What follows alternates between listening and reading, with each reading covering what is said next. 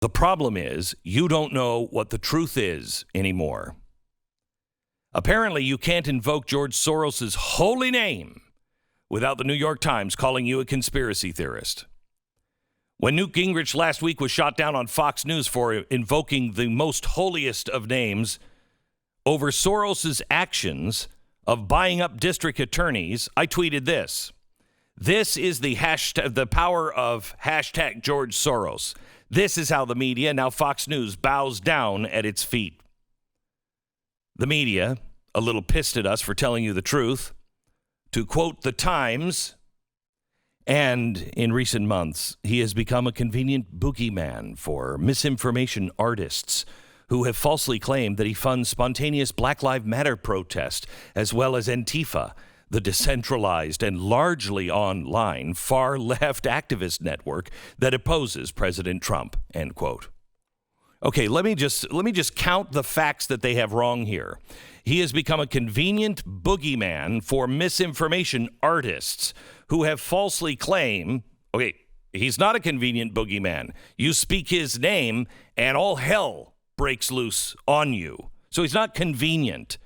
A misinformation artist, they're talking about people like me. I think that we could contend with. I mean, I think there's maybe a challenge to that fact. They have falsely claimed that he funds spontaneous Black Lives Matter protests. Notice how that's written. I've never said that he's funding spontaneous Black Lives Matter protests. I'm saying that he and his organizations are deeply involved in Black Lives Matter and funding Black Lives Global, Inc. And then this, the decentralized and largely online. Wow, if it's online, wait, first, we should find out if Google, Facebook, Twitter, YouTube, any of them are supporting that growth of that online decentralized terrorist organization. The decentralized has been bunked. It was bunked just last week. So in the week that it is debunked that it's decentralized, the New York Times writes a story that says it's decentralized. And by the way, the far-left activist network that opposes President Trump, no, they don't oppose President Trump. They oppose the Republic. They oppose America. And for making my tweet, the New York Times called me, quote, Glenn Beck, the conservative radio host and conspiracy theorist. It's no longer even alleged conspiracy theorist or known conspiracy. I am just a conspiracy theorist now. So what's the theory here that either Newt or I have said? What is the theory of this conspiracy against George Soros? Because the New York Times didn't include any of the evidence that we provided. What Newt Gingrich was talking about was the fact that George Soros has been buying up district attorneys all over the country, and it's been widely reported on. You just look at one article from Politico back in 2016. The headline is, quote, George Soros, quiet overhaul of the U.S. justice system. Did you call Politico a right-wing conspiracy theorist outlet? Did you? Because I didn't. Maybe I missed it. In the article, it goes to name multiple DAs all over the country that Soros has bought.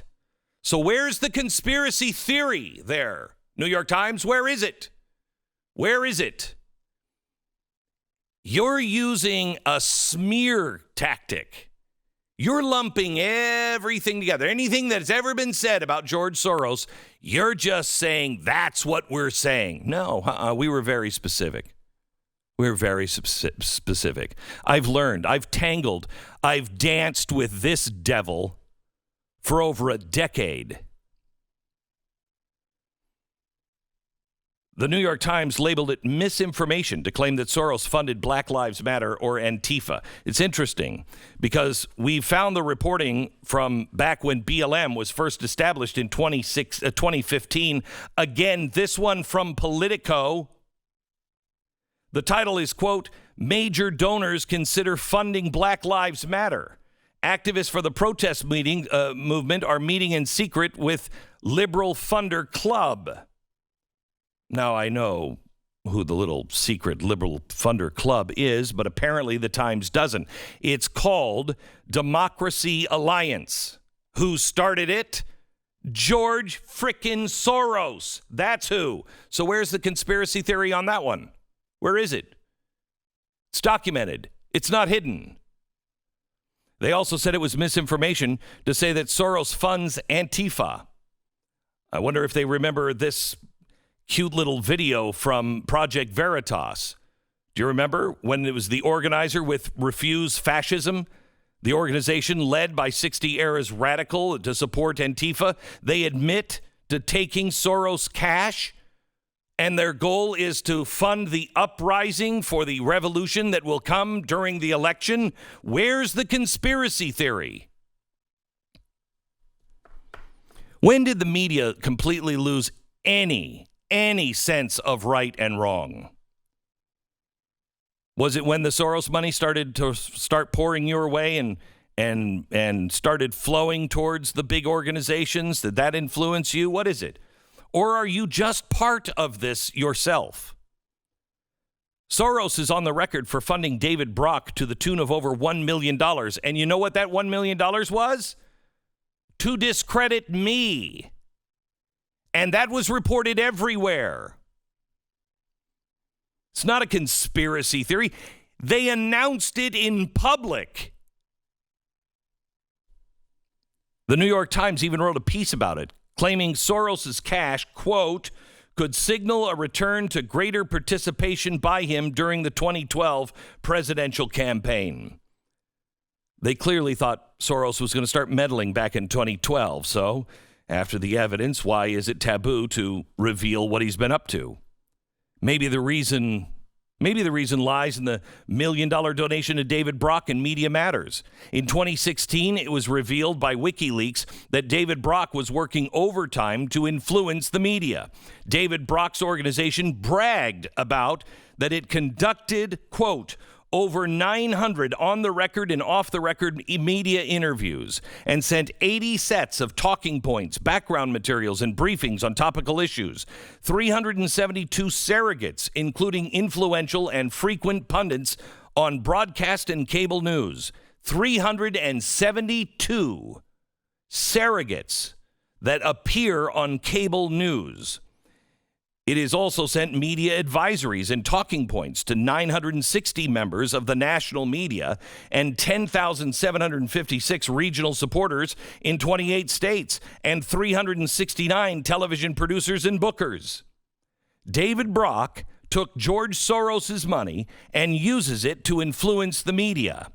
It kind of puts into context why Newt Gingrich might have gotten shut down at Fox. Why I've been dubbed a conspiracy theorist for porting any of this out. George Soros, I don't care if he's Jewish, Catholic, or atheist. I don't care if he's young or old. I don't care if he's male, female, or none of the above. What I care about is the content of his character, and he has none. He might as well dress as the Emperor from Star Wars, because that's the way I visualize him. Everything is going just according to as I foretold. Or if I weren't on painkillers, it would be closer than that. The evidence is so overwhelming. It is more accurate to call the denials and the defense of the New York Times and everybody else that shovels the crap for George Soros. It is more accurate to call them real conspiracy theorists than anyone who actually reports on what is going on.